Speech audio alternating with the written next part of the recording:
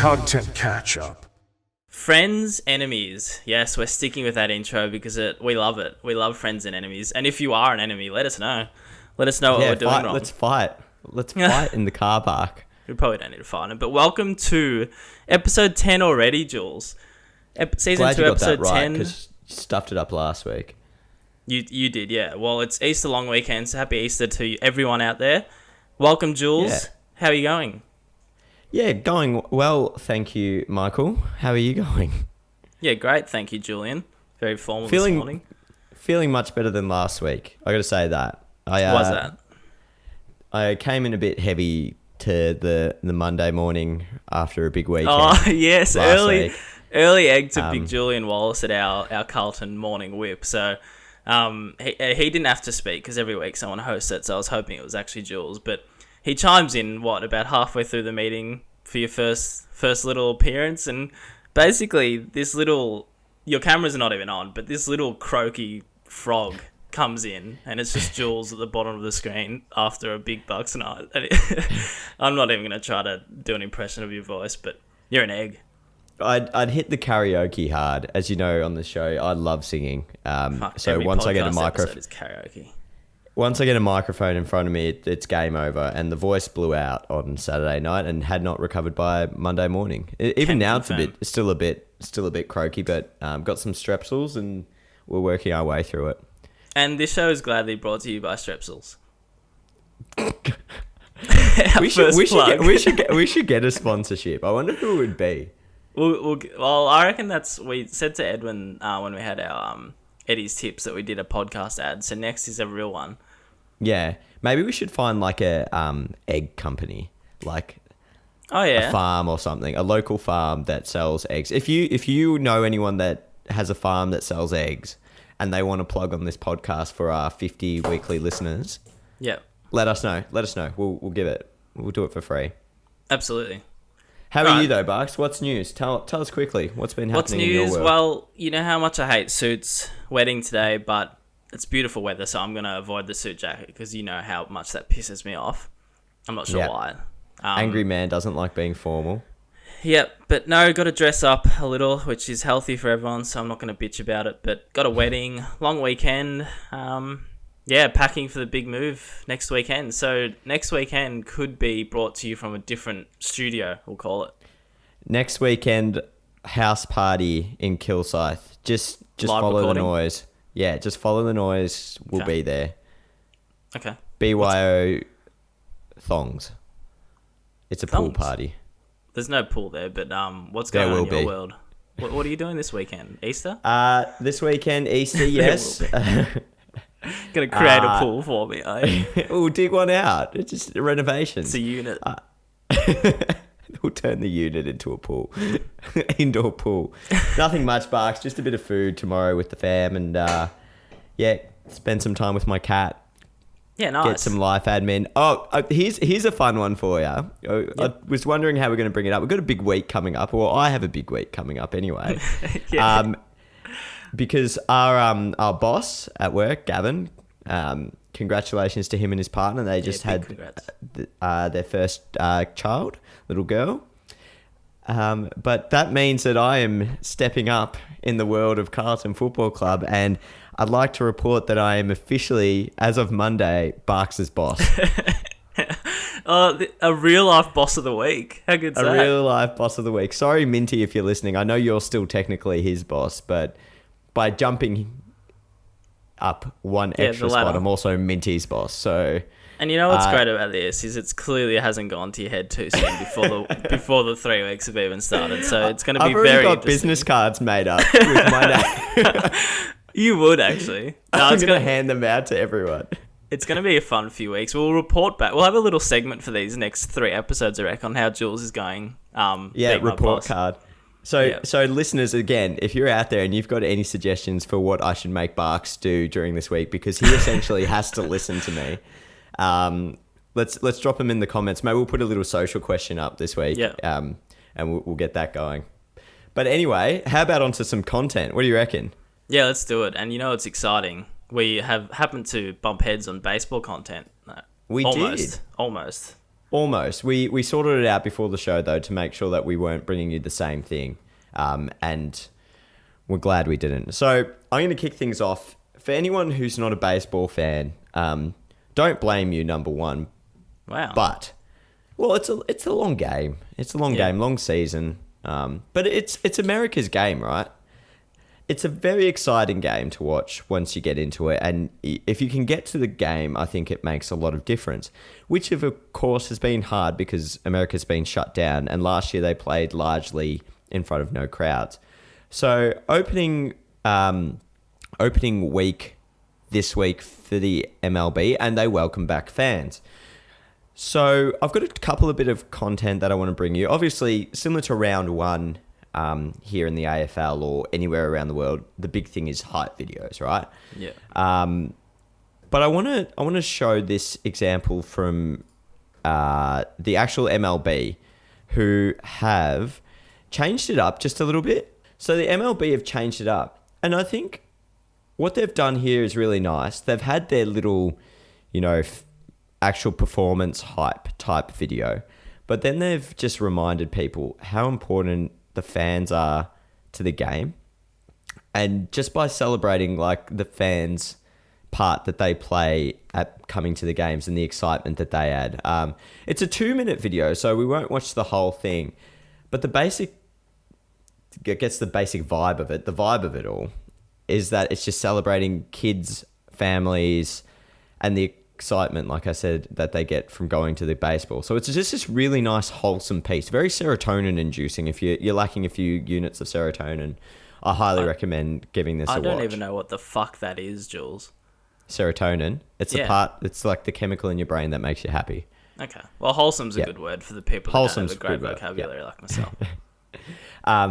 Look, like I said, there's nothing special about this, but I just really enjoyed watching this. As like, I'm sick of always seeing, like, I think we discuss this all the time, the same hype videos over and over again. Yeah.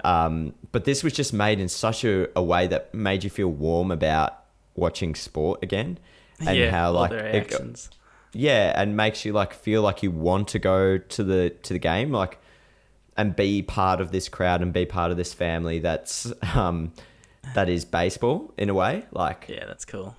So it kind of got me thinking, like, I know we do stuff with fans as well, but I think that was the hardest thing about lockdown as well. And you did one of the games, I believe, where there were no crowds at all, and the eeriness of playing in front of just an empty stadium.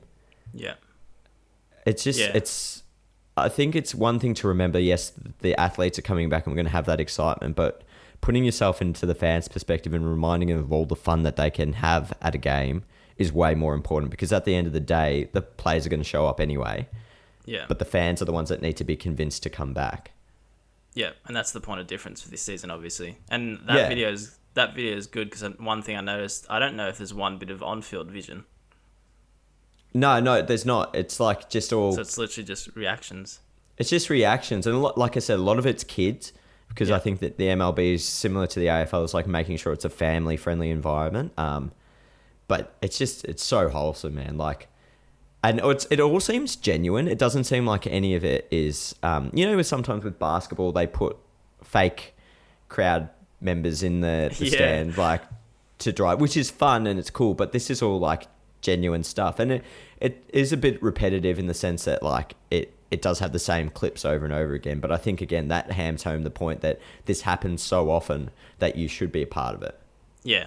Yeah, no, that's a funny segue. I actually saw one of those fake NBA crowd things yesterday where someone would propose and then all of a sudden another woman comes in and is pissed off at the person that proposed. And I couldn't figure out whether it was legit or not. I don't think it was. But that's a good point about feeling wholesome, because you can have crowd pieces, but a lot of the time teams go down the path of actually asking fans to do stuff for the camera. So that whole compilation is just raw and the actual game day experience. And it goes back to who you're targeting for that video. And obviously the younger generation is what MLB decided. So good piece.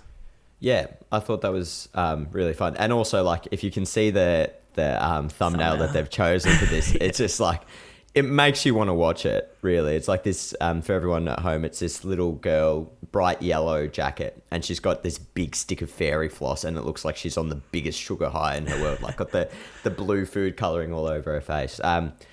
We'll post up the links again for this in the show. We're going to start...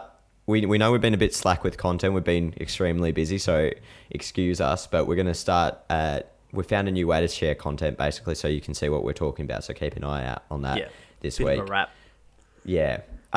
The other one I've got is from the LA Dodgers. Barks, you might need to watch this one on your own because the sound in it plays a big part. Of course, Julian. But the LA Dodgers, I believe they were the 2020 World Champions again. So last year they won. And this is their season hype and launch. We'll cut to it and then we'll have a quick chat to it.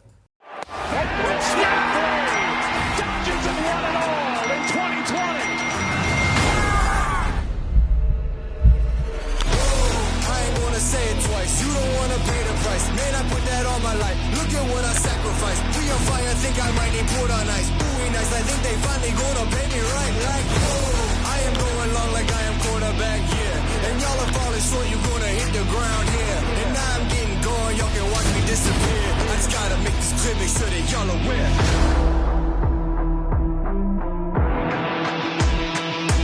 Like, whoa, you don't wanna see me when I show up like, whoa. I got all my people in there ready, let's go. Yeah, but y'all already know. Yeah, we on a roll, man, we show up like Oh yes, that is a nice edit. I think that's exactly what my summary of that is. It's just a masterclass in editing. It's everything there. I think everything. Sorry, let me finish that thought before I go on. But everything there is so well matched up. Yeah, it's incredible. So I think we've actually called LA Dodgers out on this before, but they find really good tracks and then match the footage to the track. And I don't know if they like have someone that records or whatnot. Like some of these bigger teams do have the ability to do that. But like even like small details. So they found a clip that matches up with their catcher, I think it is, saying "Let's go," and where the song drops in and it says "Let's go." Great point. And there's another one where in the lyrics it says disappear and they make the ball disappear for a little bit. And I don't know, like, again, we watch a lot of hype videos, but this is just, it's really nice editing, really crisp, really sharp. Genuinely, again, gets you excited for the season. And they've done the thing I love the most. No fucking voiceover. Yeah, just letting the clips do the talking. Don't need anyone like driving the narrative. I think it's really good. And the caption as well on this is they've just gone defend the crown. I think 10 out of 10 for this one. Whoever's put this together, this is unreal editing. Yeah, we've talked about the default of a voiceover before, but that's a great point because that would almost ruin it, I think.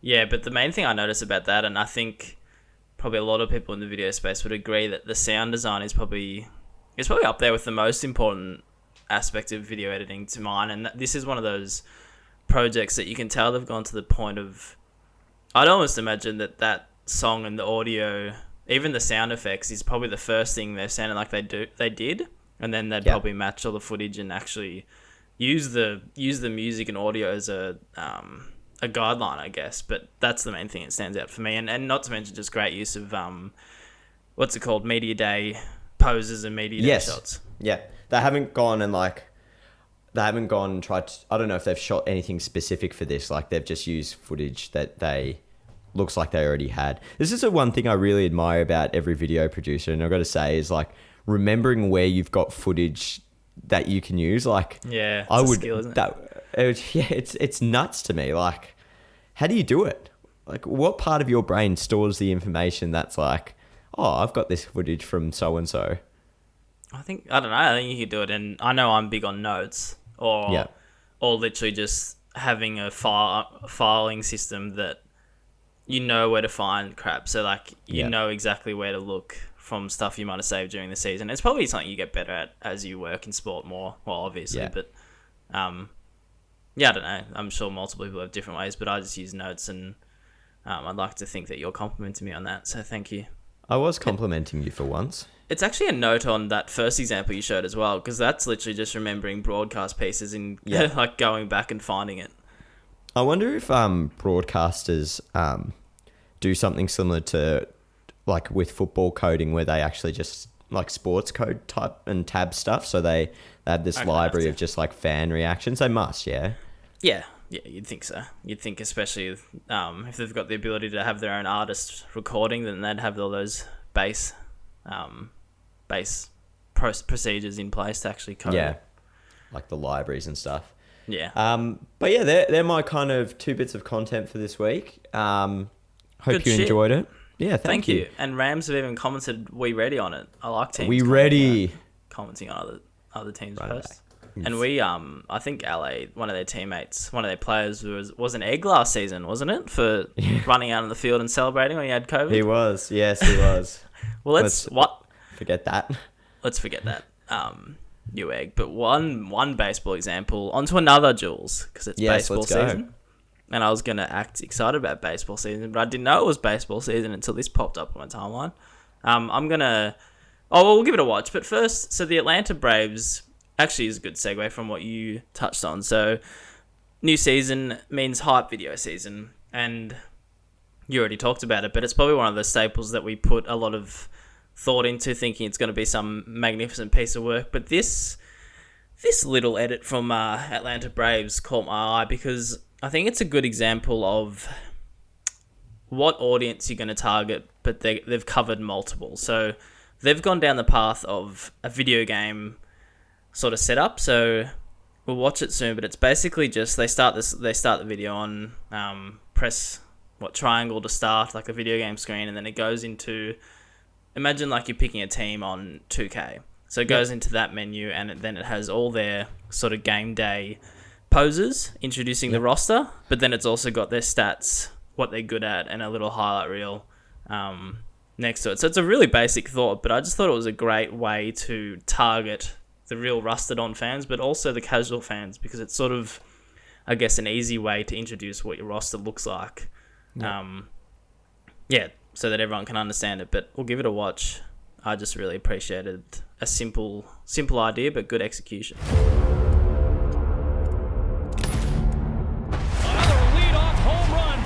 Acuna Jr. and an explosive Atlanta start here in Game 1. As Ozzie Albies drives the first pitch deep towards center. A splash down homer for Ozzie. Freddie Freeman comes through. He's been the leader all year. He's been the MVP for the Braves. And pitch. Swing and a high fly ball. Wallop deep left field. Ozuna has a 2-homer night. Travis d'Arnaud delivers. And the Braves have taken the lead in the 7th. Swanson lifts a fly ball to left center field. Dansby Swanson, upper deck home run. That's swung on. That's hit well. Austin Riley gives the Braves a 9th inning lead. Falling in a hurry into center, and what a catch by Pache. He chased it, and Fried struck him out. 6 strikeouts for Max Fried. That's unreal. Yeah. So it's actually quite a basic, like once it gets going, it's quite repetitive, but I think it works. And I think it's probably one I just wanted to see your thoughts on, but it's interesting how, I don't know if you agree, that it covers multiple audiences. So I think that works for the real heavy nuffies of the world, but it probably also works just to say you barely knew who was on that roster, a real simple way to introduce who the hell is on that roster. Yeah, I think so as well. I think like you're right in introducing, I saw some of the comments there that were saying like, got to go get Call of Duty now. So it's probably like triggered a part of like not full-time baseball fans, not full-time Atlanta Braves fans going, oh fuck, like my team's doing this, I'm going to be a part of this now. Yeah. I think it's a smart execution. That's one point I completely forgot to say, that they basically ripped off the look of Call of Duty, but it's sort of like selecting your own team as well. It's a really cool one. Do you think they'd use that like at the ground or just on social? You know how you always get the big screen shit? Yeah, you could probably do big screen as well, I reckon. Because that's one, I don't see why you couldn't use that every week. And you could probably easily substitute who the hell's lining up for you. I reckon it might get a bit tiresome every week though. Like, yeah. It might just get, Do you think, I had a question from this. Do you think there's a point with videos. We touched on it last year with your characters you gave us for our planning day of who you're targeting. Do you think there's a point where, because I think by default in my head, when you make something, especially a video, you select one audience. Do you think it's a point where you can select multiple, or is it just best to choose one and make it for that one? And if it covers multiple, then you ripper, but it's probably not best to plan for. Well, I think it's an interesting one because there's definitely overlap between audiences, right?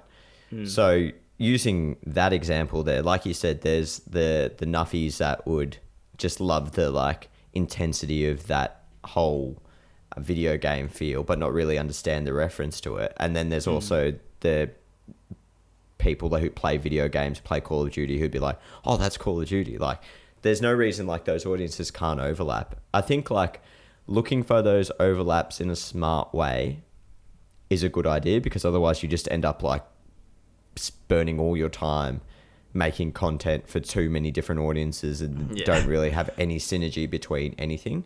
The more you can like bring them in, almost like funnel them down to enjoying the same content, is the better for you. So you might start with like broader things, but then like getting them in. So, if you like this video game thing, here's another highlight, like, if that makes sense at all.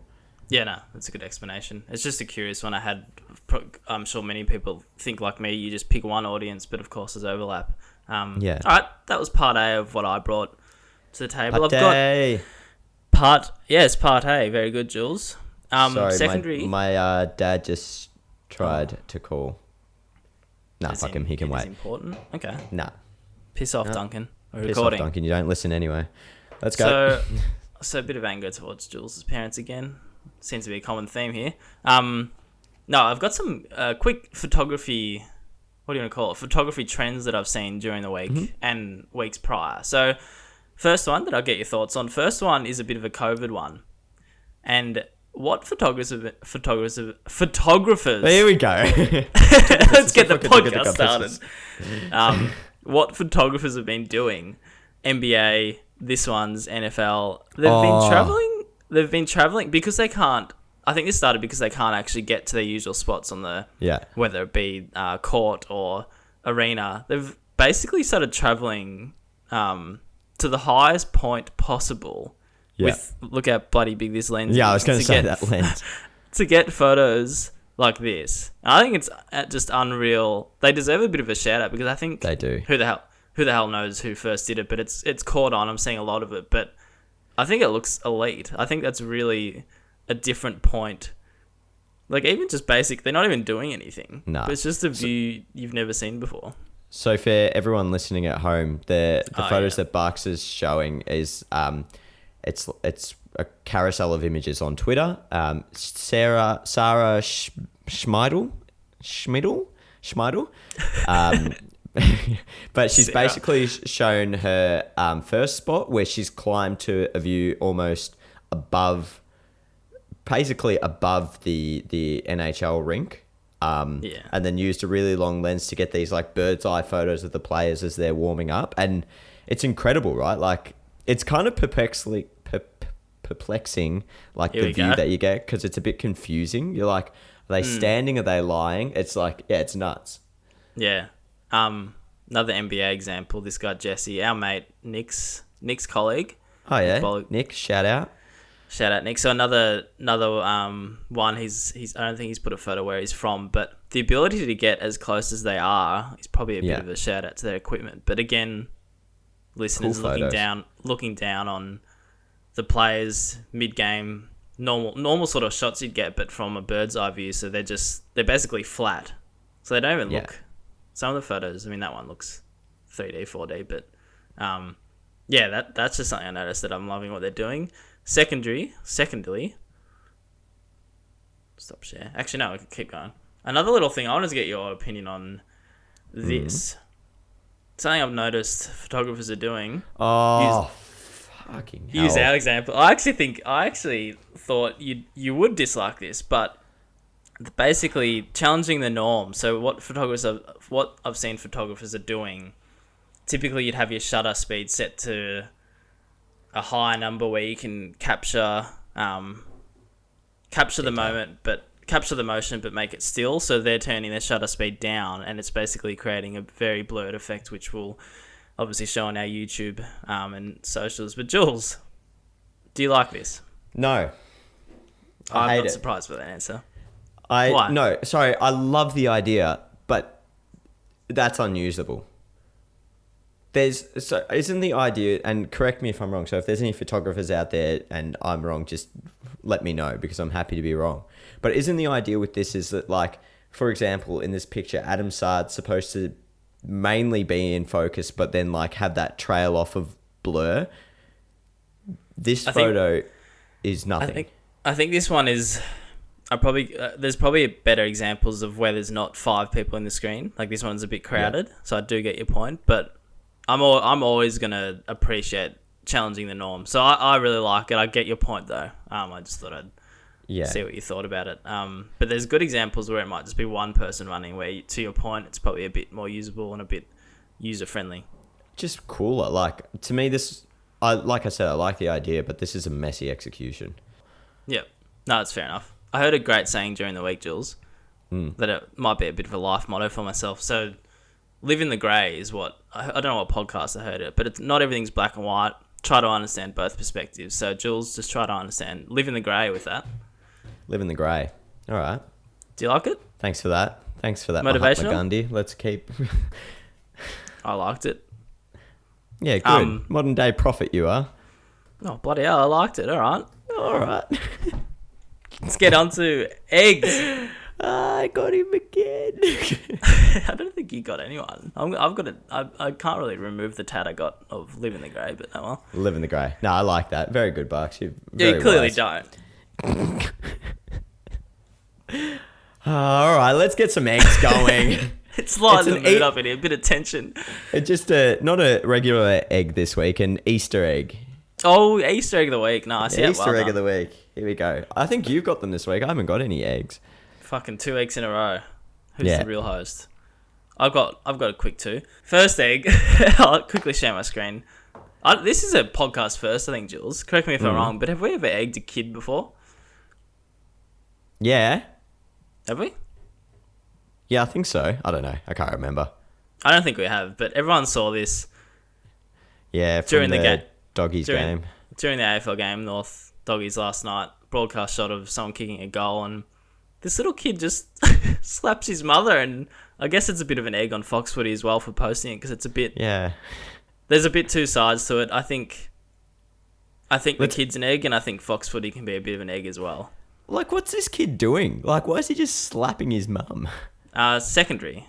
Why do I keep saying that? That's not even the right word. Secondary. I don't know. You're just making up shit as you go along. Come on. I've got a personal Easter egg of the week. Amazon Prime. Amazon Prime are my Easter egg of the week.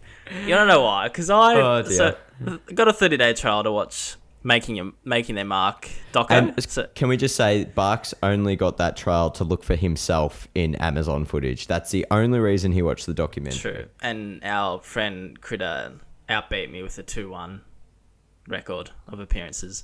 Anyway, Making Their Mark. Great documentary if you haven't watched it on AFL. But...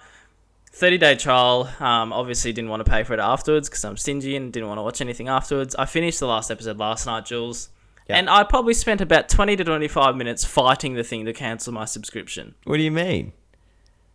You just cannot do it. There's no straightforward way of doing it. It kept telling me to log in over and over again, and I was 110% sure the login was correct. I've checked it, changed the password, and I don't know if it was a glitch, but it was one of those examples where it should be such a straightforward thing to do, but I probably spent about 20 minutes on my laptop pissed off that I couldn't figure out how to cancel my subscription. And I wouldn't be defeated. That would have been a great content piece for someone to film. You just fighting your laptop and Amazon Prime. Surprised at least didn't film it. Anyway, Jeff Amazon Bezos pops out of nowhere. It's like, I got you, motherfucker. You're not leaving. Lift your website or whatever the hell I did it on. Did you manage to cancel it in the end, though? Yes. Oh, that's good boy. Clever boy. I had to do it on my phone, though. I gave up on my laptop. Sad for you. Good result. There you go. A bit of inspiring story to your listeners. Never give up. Never stay in the grey. Never live in the grey. Live in the grey of Amazon Prime subscription. Am I subscribed? Am I not subscribed? I don't know. Exactly. We'll find out next month. A credit card charge comes Live in the grey. I've got the bosses of the week, though. Because unlike you, I don't always look for the negative in life. I look for the positive. That's unfair run sheet on my behalf, even though I did it. All right, so I've got a couple. First one, I want to give a shout out to our friend Cripsy, who last night, as part of the Good Friday appeal, and if anyone's not aware, it's an annual charity event. I think it's in its 90th year now, run here in Melbourne specifically, where they basically raise money for the Royal Children's Hospital. I think yesterday they raised something like $17 million, which is incredible. But even more incredible to that is our good friend Cripsy did a 12-hour live stream on Twitch. That's 12 insane. hours. Can you imagine? 12 hours. No. I got frustrated with 20 minutes of Amazon Prime. His goal was to initially raise $10,000, which is unreal in itself. In the middle of the week, he'd raised something like $5,000, so probably was about to get to that $10,000, call it quits. He ended up raising $26,000. $26,000 for That's awesome. The Royal Children's Hospital. So, Cripsy, if you're listening, and even if you're not, that's an amazing feat. So well done. You're a boss of the week. Huge boss of the week. No, that's awesome. That's genuinely impressive and great stuff, Cripsy. Second one on the back of that, another person being just a genuinely good human, Jess Hosking. What did I do this week? Oh, okay. You've done nothing. You've done absolutely nothing. But that also makes you a boss of the week because you're not hassling anyone. Jess Hosking, did you see this during the week? I didn't, but it's funny because my boss of the week is the other Hosking. But go on. Okay. So Jess got a letter from a young female football fan. I did see this, sorry. Yeah, 10 or so. Just saying, thank you for coming and taking a photo for me. I really enjoyed meeting you. It was really nice. Like, I was so excited, this, that, whatever. And one day I want to be a footballer just like you. I really like the way you play. Really nice, wholesome letter just to start with. A lot of wholesomeness in this episode. We're bringing you some serotonin Unlike today. us. So Jess, being the great human that she is, then went out and actually went and visited this little girl, like surprised her off her own bat, like went to the house. Again, we'll post this. We'll do this in our little new clip format, but yeah, Jess just went and visited. The little girl's reaction was incredible, like tear worthy. Yeah, it's awesome. Sorry. Another example of that word you said before that I didn't know what it meant. Serotonin. Yeah, serotonin inducing. But Jess, you're genuinely a good human. So another boss of the week. Well done. Should I roll through my last one or do you want to jump in with yours? Do you have three? No, I've got three. You're on a roll. My last one is a bit older. It's from a couple of weeks ago, but I want to share my screen here. So background to this was Mookie Betts. I think we've spoken about him before. He used to play for the Boston Red Sox in the MLB and then was a fan favorite there, but then got traded to the LA Dodgers, and LA Dodgers obviously went on and won the final last year. This company, I'm not too sure what it was, but they put this billboard out the front of Fenway Park, which is the home of the Boston Red Sox. Let's have a look at this. You can see this now. Dear Boston, thank you for Mookie Betts. Sincerely, Dodger fans and Pantone 294. So they put this billboard at the front of Fenway Park where the Boston Red Sox fans and Boston Red Sox have to play every time as a massive, like, you guys are idiots for giving him up. That's hilarious. Big time effort to troll there. I think that's a big troll, but I also think it's a big boss. I think that's sensational. Shout out again to our friend, the show's friend, Amanda King, for sending it through. Thanks, Kinga. She's sent through a few, hasn't she? Yeah, she's on top of the content world, especially when it comes to baseball. Yep, and we need that. because we talk too Need much. that. Well, I talk too much bloody NBA, and you talk too much NFL. But we need that. We need a correspondent. Can we call her our baseball correspondent? Yes, a woman on the turf down in Boston. Love that. Get her on the show one day, maybe. We could. She actually got called out as the on the Red Sox Twitter the other day. She's one of the only female grounds crew there. OG as well. Yeah. That's good. That's Cool awesome. story. Yeah. One Hosking to another Hosking. Did you Yeah. see what the Richmond Footy Club did for April Fool's Day? I saw. I didn't watch. Take us through it. So it was. I wanted to have a bit of a segment of April Fool's pranks from sporting teams, but I couldn't find anything too recent that I wanted to talk about. Because it's one of those things that I thought there'd be a few good ones, but they're a bit old. What do you think? Do you think April Fool's is dead? Sorry to jump in there. I couldn't be fucked coming up with something good. I don't know. I probably haven't thought too deeply about it. If you're a winning team, I think it's not a bad idea. If you've got the time, if you've got a bit of get your creative juices going. But I don't know if it's dead. I haven't thought about it. Yeah. To be honest, why you're not seeing much from it?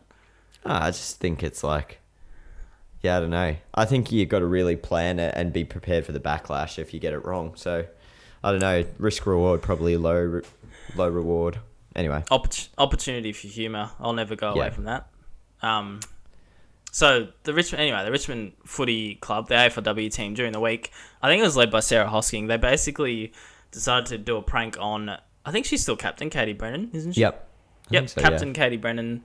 And they even got some of the opposition players, I think some of the Western Bulldogs players in that used to play with Katie Brennan. Oh, really?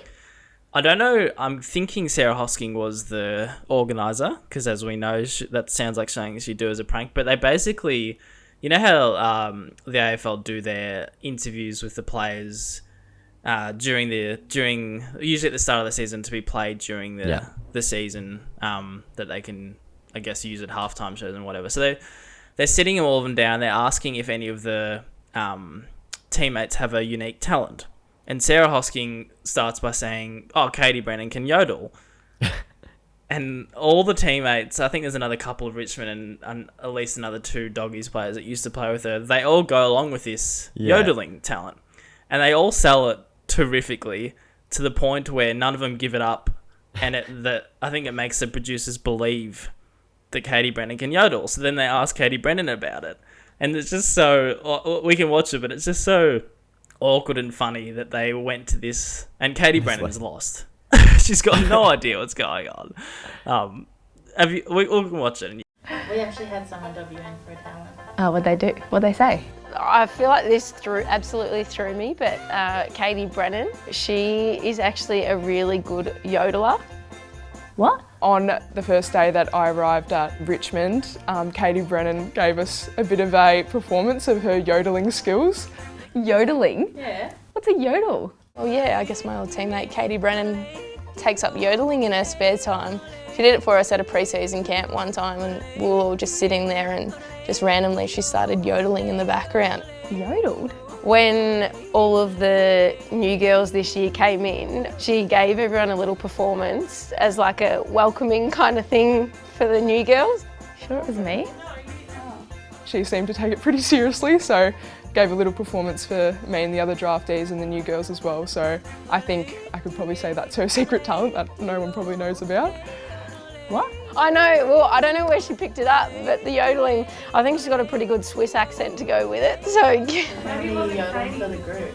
An ex-teammate of mine who's now at Richmond, Katie Brennan, she is a really good yodeler, so after our grand final win, she was pulling that out on our nights out, so... Who said it? I've never done it in my life. That was one that just absolutely threw me, but I'm sure it'll come out at some stage and you'll have to get her to do it on camera.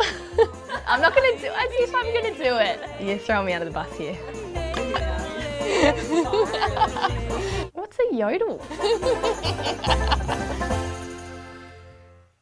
I love how they all have the same backstory of the campfire welcome into the club.